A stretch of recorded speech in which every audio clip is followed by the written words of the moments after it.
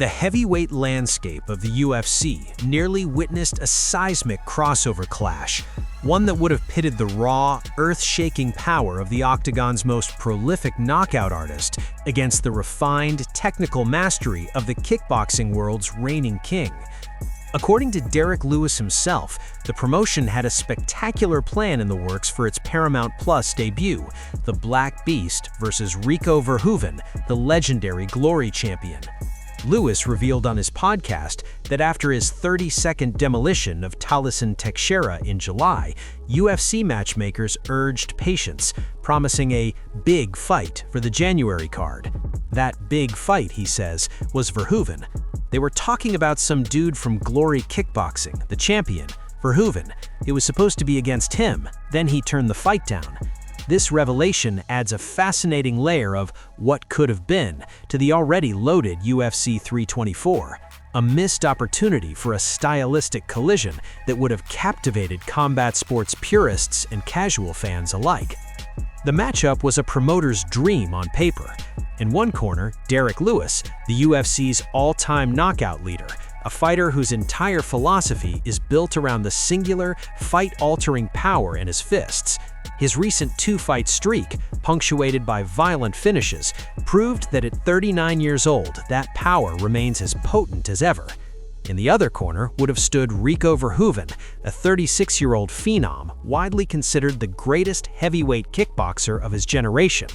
Having just vacated his Glory title after a historic reign, Verhoeven is openly exploring new challenges in boxing and MMA, making a high-profile UFC debut against a name like Lewis the perfect launchpad. The clash of disciplines would have been stark. Lewis's haymaker-seeking brawling against Verhoeven's piston-like jab, crushing low kicks, and technically pristine combinations. It was a fight that promised either a Lewis hook ending a legendary kickboxing career in an instant, or a Verhoeven clinic demonstrating the gap between elite striking sports. With Verhoeven out of the picture, the UFC pivoted to a compelling, if more conventional heavyweight battle. Lewis will now face the surging Waldo Cortez Acosta, a fighter riding a 5-fight win streak who represents the new guard looking to make a name off a legend. Salsa Boy brings a well-rounded, pressure-heavy style that will test Lewis's conditioning and takedown defense. Lewis, for his part, is characteristically unfazed by the opponent's switch. After pitches for a revenge bout against Sergey Pavlovich also fell through, he simply accepted the challenge in front of him. Then the Dominican dude, he accepted the fight, so I said, "Let's get it," Lewis stated with typical nonchalance. While the Verhoeven dream fight may be shelved for now, the spectacle Lewis provides is never diminished. On January 24th, he steps into the T-Mobile Arena with the same goal he's always had, to add one more devastating highlight to his record-breaking reel of knockouts, reminding everyone why he remains one of the most must-see attractions in the sport, even when the super fight slips away.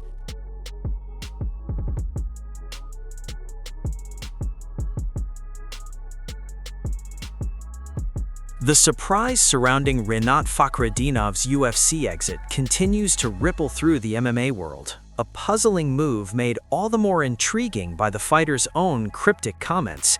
He wasn't fired, he clarifies. His contract simply reached its natural conclusion, and the promotion chose not to renew it. For a fighter riding a staggering 23-fight unbeaten streak and coming off a blistering 54-second TKO victory, that alone is unusual enough. But Fakhretdinov layers on the mystery, hinting at certain reasons and small nuances he won't divulge publicly, suggesting the decision was laced with backstage factors beyond just win-loss columns.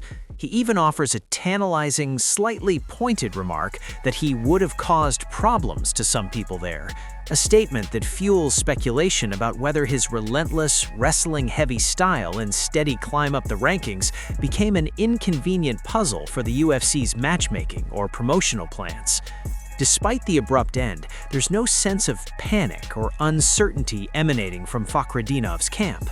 If anything, his tone is one of calm confidence, almost liberation. He states plainly that offers from other major promotions are already pouring in, with a wide range of financial terms on the table. His follow-up, that he's not in this sport for money, is a fascinating footnote, suggesting his next move will be calculated not just by the largest number, but by the right competitive landscape and the respect he feels he deserves. For a 34-year-old in his physical prime, holding an immaculate professional record and a skill set that can stifle almost anyone, the options are plentiful and compelling. Organizations like the PFL with its seasonal format and $1 million prize, or Bellator in one championship, which have built thriving divisions around elite grapplers, would undoubtedly see him as an instant title contender in a major acquisition. The legacy of his UFC run is one of quiet, consistent dominance, even if it didn't always set pay-per-view records. A 6-0-1 record in the world's toughest promotion is nothing to scoff at, highlighted by that lightning-quick submission of a seasoned veteran like Kevin Lee. His style, built on an oppressive wrestling base, may not have always generated viral knockout clips every time out, but it was ruthlessly effective, leaving a trail of frustrated opponents in its wake. His departure leaves a curious what-if hanging over the welterweight division, the ghost of a problem that was just beginning to take shape for the top 10. Now that problem is someone else's opportunity. As the buzz grows around his next signing, the focus shifts from why the UFC let him go to where he will land, and more importantly, which champion or top contender in another promotion will have to solve the grueling technical riddle that is Rinat Fakhretdinov.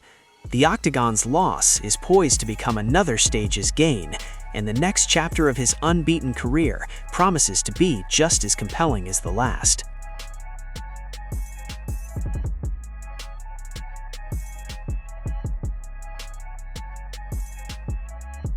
The stage is set for a collision of chaos and consequence as the UFC's new era on Paramount Plus prepares to launch with a bang.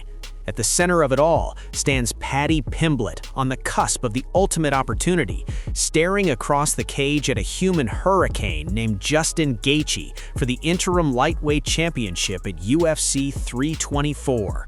The narrative threads are thick with intrigue. The youthful, surging star against the battle-scarred veteran, the charismatic Scouser against the beloved brawler, and a potential blueprint for victory that was recently demonstrated in a chillingly casual manner. While training alongside former welterweight king Kamaru Usman, Gaethje found himself on the receiving end of a stark reminder of his perceived Achilles heel.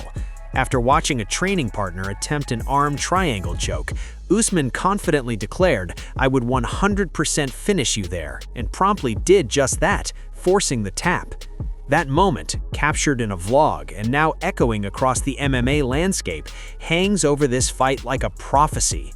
Gaethje has been submitted in 2 of his 3 UFC title fights by Khabib Nurmagomedov and Charles Oliveira, making the path for a grappler like Pimblett, who owns 10 career submissions, seem glaringly obvious. Yet, the baddie is defiantly rejecting that script. In a move designed to amplify the shock value, Pimblett is publicly vowing to abandon the grappling-heavy approach many assume is his key to victory. Instead, he promises to march into the fire and meet Gaethje in his own domain. "Everyone's going to be shocked, to be honest, because I think I'm going to knock him out," Pimblett declared, dismissing the notion that he will simply try to wrestle. "I'm going to come out and I'm going to put it on him." This is the audacious confidence that has fueled his rocket ship rise, a willingness to take the harder path for the more spectacular result. He envisions a repeat of his finish over Michael Chandler, confidently predicting, "I don't see him getting past the third." It's a psychological gambit, an attempt to strip Gaethje of one layer of preparation and plant a seed of striking doubt in a man known for his otherworldly power. The stakes could not be higher for both the fighters and the promotion itself. For Gaethje, this is perhaps the final, most critical step toward another shot at the undisputed gold that has eluded him. A former interim champion, he carries the weight of near misses and legendary wars into this bout, his every training session under Trevor Wittman aimed at exorcising the demons of past submissions. For Pimblett, it is the chance to validate every ounce of hype, to transform his immense popularity into championship legitimacy on the grandest possible stage, the inaugural main event of a historic $7.7 billion broadcast deal. And for the UFC, launching the Paramount Plus partnership with a fight of this volatile nature is a statement of intent, a guarantee of the kind of high-stakes drama that drives the business. The question is no longer just about who will win, but about which version of the fight will materialize. Will it be the grappling chess match where Pimblett hunts for the choke that Usman so easily found? Or will it be the stand-up war of attrition that Pimblett is now promising, a dangerous game of chicken with one of the most violent strikers in the sport's history? On January 24th in Las Vegas, the answer will arrive, defining a champion and launching a new chapter for the UFC itself.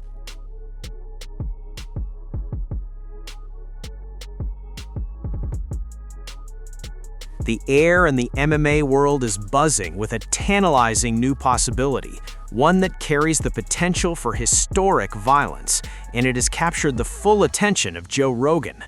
The source of the excitement is none other than Alex Pereira, the two-time light heavyweight champion whose ambitions have grown larger than the division he currently rules.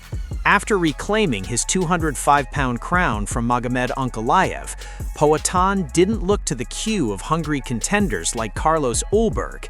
Instead, he immediately set his sights on the heavyweight division, chasing the immortality of becoming the UFC's first three-division champion.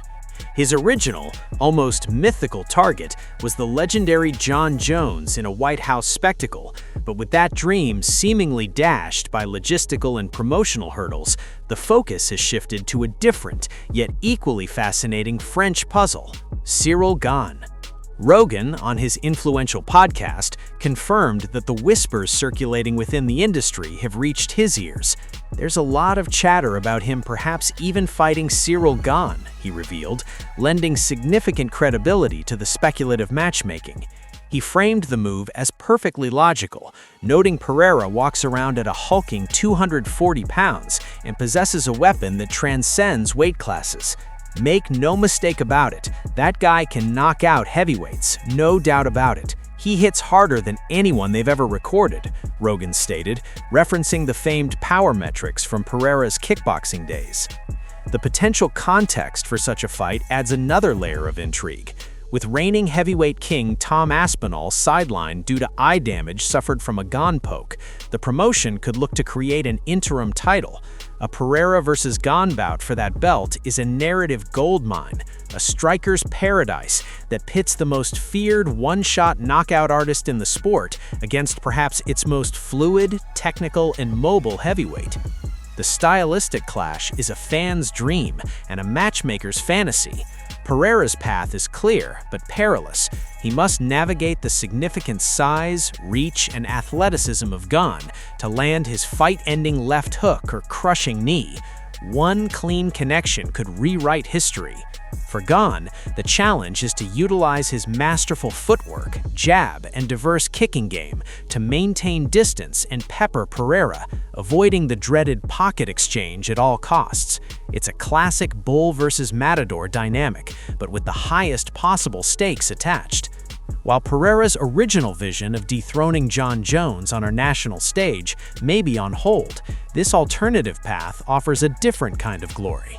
A victory over Gane for an interim belt would not only cement his status as the most dangerous man in the sport, but would set up a monumental unification clash with Tom Aspinall, a fight that would crown an undisputed champion and a true Triple Crown king.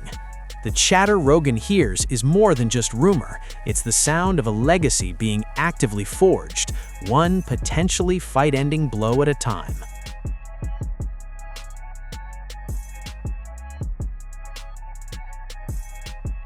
The UFC's new era on Paramount Plus is learning a hard, familiar truth.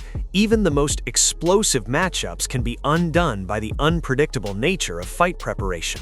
The promotion's inaugural year is now marked by its first significant cancellation, as a promising lightweight clash between China's Zhu Rong and Australia's blazing prospect Quillan Salkeld has been scrapped from the UFC 325 card in Sydney.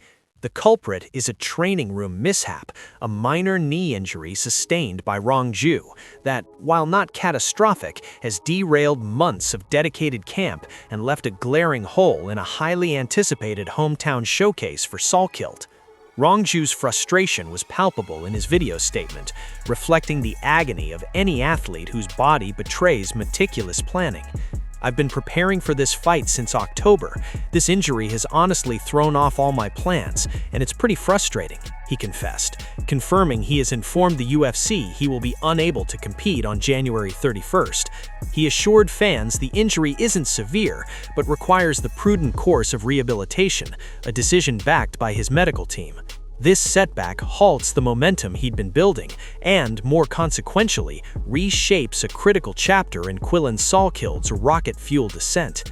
Salkild, riding a 10-fight win streak and fresh off a devastating 19-second UFC debut knockout bout, viewed this bout as the perfect platform in front of his home crowd, a litmus test before charging into the ranked waters of the lightweight division. The cancellation, while a disappointment, inadvertently opens a more intriguing door for Salkild's career trajectory. Many fans and analysts agree that he has already outgrown the level of opponent Rongju represented.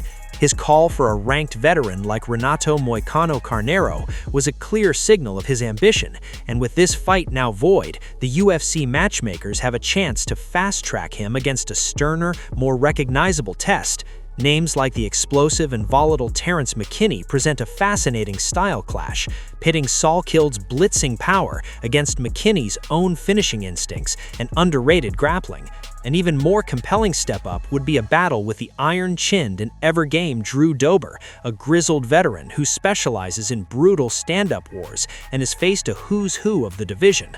A victory over a durable name like Dober would instantly cement Salkild's status as a bona fide contender, a far more resonant statement than another fight against unranked opposition.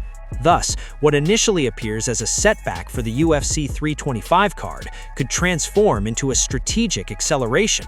The promotion now has the opportunity to pivot and book Quillan Salkild against a tougher, more marketable opponent, potentially creating a new headline-worthy fight for the Sydney event or a spotlight bout on another upcoming card. For Salkild, the path to the rankings just became more direct. For fans, the promise of seeing a rising phenom face a genuine step-up in competition just got more exciting. The injury to Rongju is an unfortunate reality of the sport, but in its wake lies the chance for an even more explosive narrative to emerge as the Paramount Plus era finds its footing.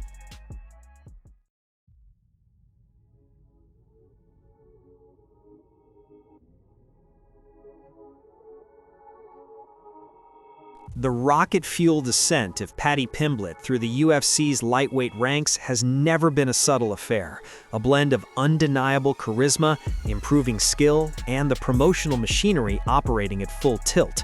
Now, with an interim title shot against the legendary Gaethje at UFC 324, that ascent has reached its most critical and controversial juncture, drawing skepticism from seasoned veterans who view the scramble for gold through a more cynical lens. Former UFC champion Luke Rockhold has become a vocal critic of this specific push, articulating a sentiment shared by a faction of fans and purists that the interim title, in this context, feels less like a sporting necessity and more like a strategic vehicle engineered for the baddie's stardom. In a candid interview with Submission Radio, Rockhold pulled no punches, framing the upcoming main event as a transparent attempt by the UFC to fast-track Pimblett into championship relevance. "I think they're trying to do anything they can to put little Paddy into a title situation," Rockhold stated, his words highlighting the perceived artificiality of the stakes. His criticism zeroes in on the inherent paradox of an interim belt, especially when the undisputed champion, Ilia Topuria, is sidelined for personal reasons rather than competitive ones. Rockhold points to Gaethje's own veteran perspective as evidence, noting he knows that none of that really means much to him because he wants to be the real champion. This draws a sharp contrast with Pimblett's embrace of the championship narrative, a narrative Rockhold implies is prefabricated. They're doing anything they can to get Paddy the best matchups to be a champion and bring that love back to the UK, he concluded, framing the fight less as a meritocratic contest and more as a business decision aimed at cultivating a regional hero. This critique lands in the complex space between sporting integrity and entertainment economics. There's no denying Pimblett's draw. His connection with the UK fanbase is electric, and his fights consistently deliver drama. His skills have visibly evolved, transforming him from a pure prospect into a legitimate threat. However, the leap from entertaining contender to interim title challenger, bypassing other established names in a stacked division, naturally raises eyebrows.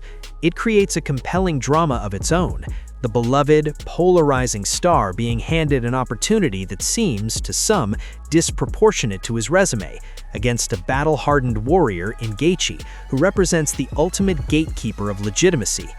Rockhold's comments underscore a deeper tension in modern MMA.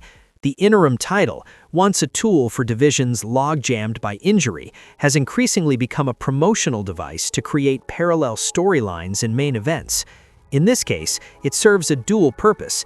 It keeps the lightweight division moving in Topuria's absence, and it places Pimblett in the highest profile possible scenario to either cement his status as a true elite fighter or to expose his rise as premature. For Gaethje, it's another chance to add a tangible belt to his incredible legacy, even if he, as Rockhold suggests, likely views it as a stepping stone back to the undisputed crown. For Pimblett, it is the ultimate validation and the moment to silence critics like Rockhold by doing the unthinkable. The fight, therefore, is layered with more than just championship implications. It is a referendum on merit versus marketability, on whether the best matchups can indeed forge a real champion, and on whether the relentless noise surrounding the baddie can survive the brutal, honest silence that Gaethje is always so determined to bring.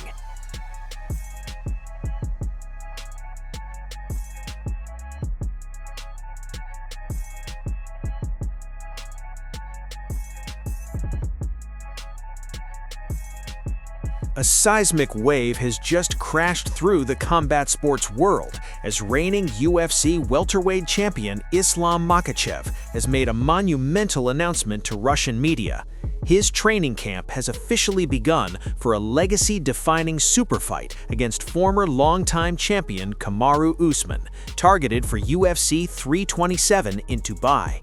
This is the clash fans have dreamed of and debated for years, a true champion versus former champion megafight that pits the stifling Sambo-based mastery of Makhachev against the historic wrestling-dominant reign of the Nigerian Nightmare.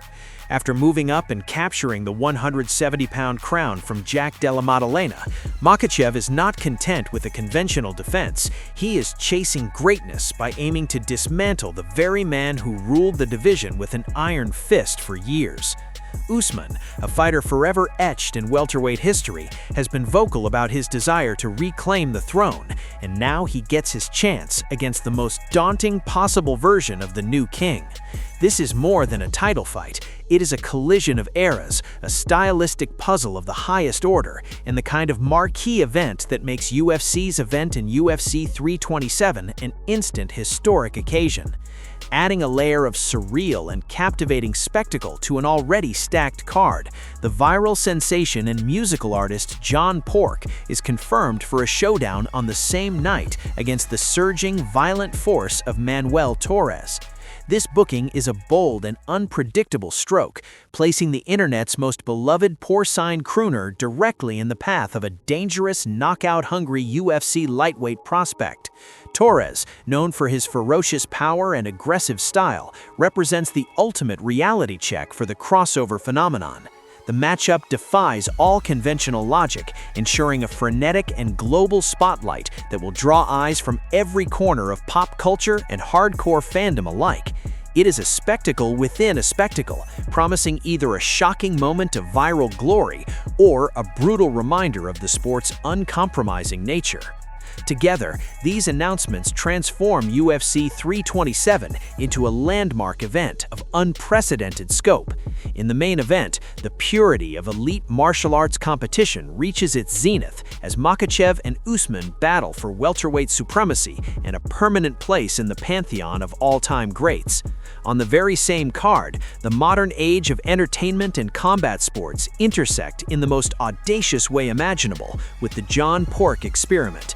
From the highest-stakes championship clash to the most viral curiosity the Octagon has ever seen, UFC 327 in Dubai is poised to be an unforgettable night where history, sport, and culture collide under the bright lights.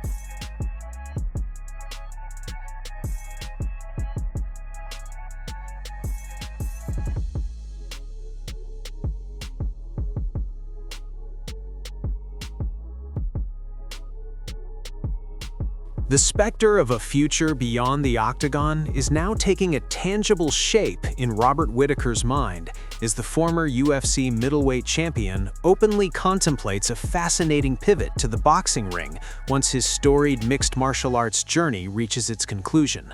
Whittaker, who once reigned supreme over the UFC's 185-pound division and still commands immense respect as one of the most perilous outs in the weight class, acknowledges that at 35 years of age, the horizon of his MMA career is inevitably drawing nearer.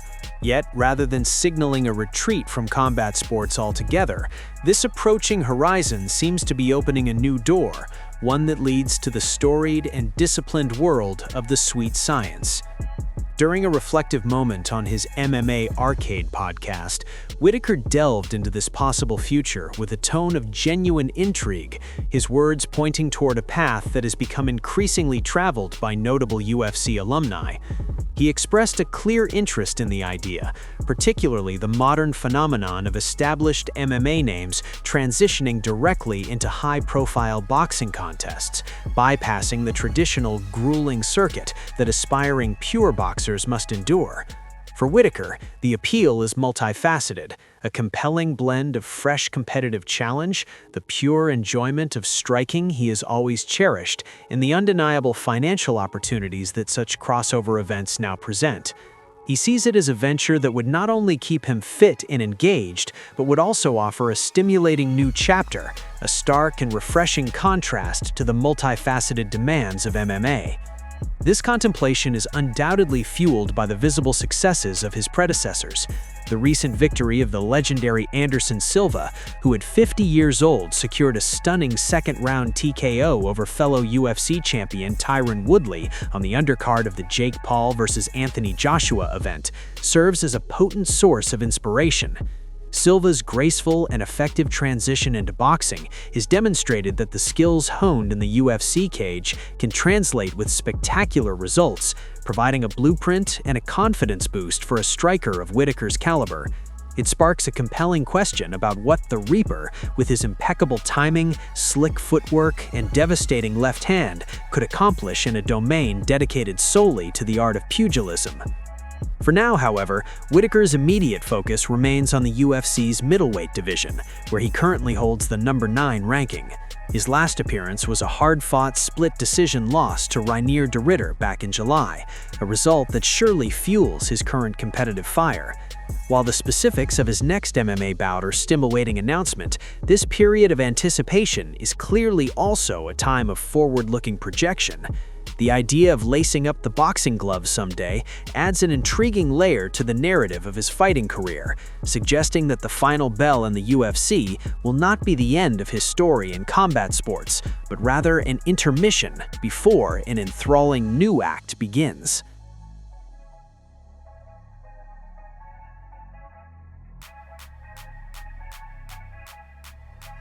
Even in the wake of a crushing loss that saw his historic championship reign come to an end, the relentless engine of Merab Dvalishvili's spirit and the monumental scale of his 2025 campaign have been rightfully honored, as the former bantamweight king has been named MMA Junkie's Male Fighter of the Year.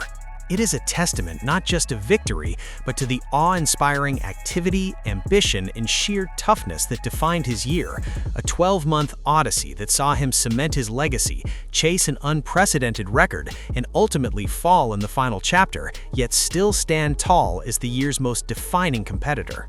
Dvalishvili's 2025 was a masterpiece of relentless pace and elite performance. He began by solving one of the division's most puzzling riddles, outworking the highly touted Umar Nurmagomedov to a unanimous decision at UFC 311.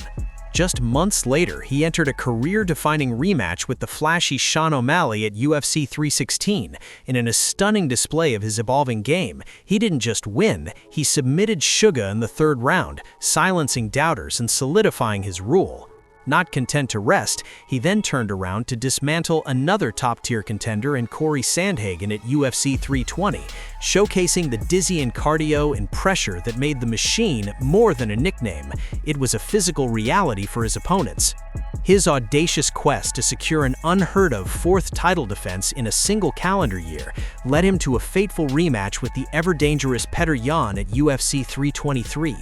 There, the streak and the title were snapped as Yan reclaimed gold in a hard-fought battle. Yet even in defeat, the magnitude of Dvalishvili's effort could not be dimmed. As MMA Junkie noted, he had built such an insurmountable lead in the Fighter of the Year race through his first 3 triumphs that the final loss could not overshadow the achievement. Their caption captured it perfectly. He maintained it despite closing an unforgettable 2025 with a loss. Upon learning of the honor, a gracious Dvalishvili took to Instagram to express his gratitude, simply stating, "Thanks so much. I am truly blessed and appreciate all of you." The recognition was echoed by peers and personalities, from model Nina Marie Danieli's congratulations to former champion Chris Weidman's emphatic endorsement, who called it a no-brainer given the quality of opponents Dvalishvili faced in their primes.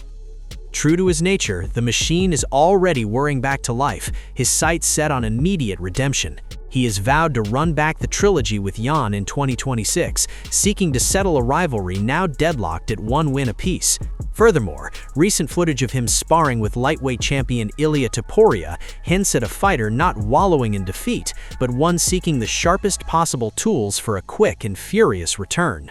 For Merab Dvalishvili, 2025 was a year of glorious conquest and painful setback, a narrative of incredible highs and a sobering low, all forged through a willingness to fight anyone, anytime.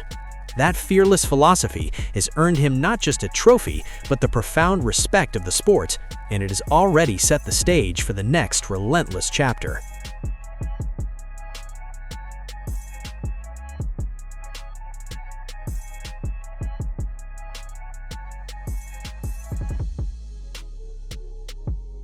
The world of Ilia Topuria exists in a fascinating, self-created dichotomy.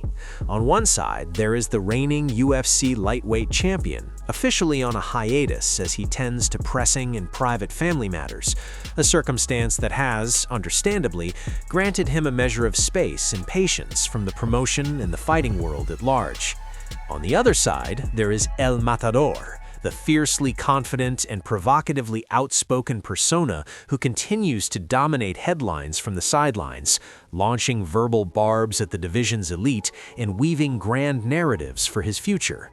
This dual existence has now prompted a pointed question from one of the sport's most influential power brokers, as Islam Makhachev's manager, Ali Abdelaziz, publicly questions the sincerity of Topuria's stated retreat from the spotlight. In a recent post on social media, Abdelaziz articulated a growing sentiment of confusion and impatience. Everybody giving this guy space and respect to resolve his family problems, and should be, he began, acknowledging the proper deference given to personal matters. But when he come out talking about Khabib, Islam, Arman for no reason, and he's not even fighting, I'm not sure if people give him a pass anymore. The critique cuts to the heart of a modern promotional tension. Can a champion truly be absent if he remains the most vocal presence in the conversation? Topuria's recent X-rated dismissal of Arman Tsarukyan's title credentials following months of taunts directed at the now welterweight champion Islam Makhachev feels less like a fighter in repose and more like one actively shaping his next chapters from a distance. This strategic self-promotion unfolds against a backdrop of a division forced to move on without him. With Topuria's return timeline ambiguous, the UFC has instituted an interim lightweight title fight between Justin and Paddy Pimblett at UFC 324, a move that simultaneously keeps the weight class active and creates a potential foil or a mandatory challenger for Topuria upon his return. Yet, while the division's machinery grinds forward, Topuria's words pull the focus back to his own grand designs, seemingly bypassing the interim title path altogether to eye legacy-defining clashes, be it with Makhachev in a champion versus champion superfight, or by dismissing contenders like Tsarukyan as unworthy. The underlying question Abdelaziz voices is one of competitive integrity versus promotional genius. Is Topuria leveraging his hiatus to selectively build megafights on his own terms, avoiding the procedural risks of a more active defense schedule? His unbeaten record and stunning knockout of Charles Oliveira to win the belt grant him immense leverage, but that capital is not infinite. As the interim title is contested and other contenders like Tsarukyan rack up wins, the patience for a champion who fights only on the microphone may begin to wear thin. Topuria's in-cage prowess is unquestionable. His victories over legends like Alexander Volkanovski and Max Holloway at featherweight, followed by his lightweight conquest, prove his elite status. But the game outside the cage follows different rules.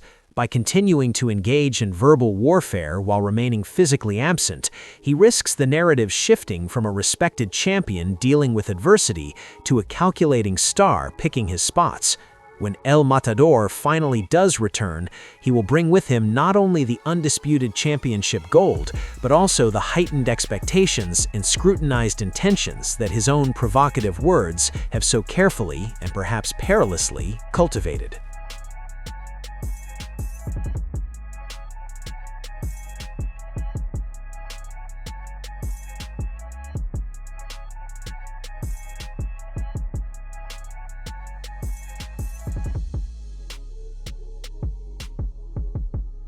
The storied O2 Arena in London, long a cauldron of passionate support for its homegrown fighters, is set to ignite once again under the bright lights of a main event that promises technical brilliance and high-stakes tension. According to reports, the March 21st UFC London card will be headlined by a pivotal featherweight clash between the undefeated grappling maestro Movsar Evloev and the surging explosive force of Manchester's own Lerone Murphy. This pairing is a matchmaker's masterstroke, pitting two of the division's most disciplined and dangerous contenders against one another in a classic style clash with immediate implications for the crowded title picture. For Movsar Evloev, this represents both a formidable challenge and a golden opportunity to solidify his claim as the next in line. Carrying a pristine professional record, including a dominant 8-0 run in the UFC, Evloev has built his reputation on an unshakable foundation of suffocating wrestling and control. He is a technician of the highest order, a grinder who systematically dismantles opponents with relentless pressure, tactical takedowns, and an airtight defensive system that has made him seem nearly impossible to hurt, let alone defeat. A main event slot in a major European market is the platform he needs to transition from being a respected problem to an undeniable attraction. But standing across from him will be a man who specializes in solving puzzles with sudden, violent force. That man is Lerone the Miracle Murphy, whose nickname speaks to a resilience that has now blossomed into championship-caliber prowess. Unbeaten in his own right and riding a wave of momentum in the UFC, Murphy presents a starkly different threat. Where Evloev applies constant, draining pressure, Murphy operates with chilling efficiency and fight-ending power. His striking is sharp, powerful, and deceptively versatile, capable of ending a bout with a single well-placed shot. Fighting in his home country, with the energy of the O2 crowd fueling him, Murphy will have the chance to deliver the most significant statement of his career, to prove that the dynamite in his hands can freeze even the most relentless advancing force. The narrative layers here are profoundly compelling. It is the immovable object of Evloev's flawless record against the irresistible force of Murphy's ascendant power. It is a test of whether Evloev's grinding, systematic approach can weather the early storm and impose his will on a confident striker in his own backyard. Conversely, it asks whether Murphy can maintain his discipline and find the openings to defend the takedown and land the fight-altering blow that has eluded all of Evloev's previous opponents. Beyond the technical intrigue, the stakes are crystal clear. The winner thrusts himself directly into the upper echelon of the 145-pound division, potentially just one victory away from a long-coveted title shot. As the rumors solidify into reality, the anticipation for this London main event will only grow. It is a fight that caters to both the purist, who appreciates the chess match of grappling versus striking, and the enthusiast who yearns for the explosive moment that can rewrite a division's hierarchy. When the cage door closes at the O2 on March 21st, it will not just be two men competing, it will be two contrasting philosophies of combat colliding, with the roaring approval of a nation and the promise of glory hanging in the balance.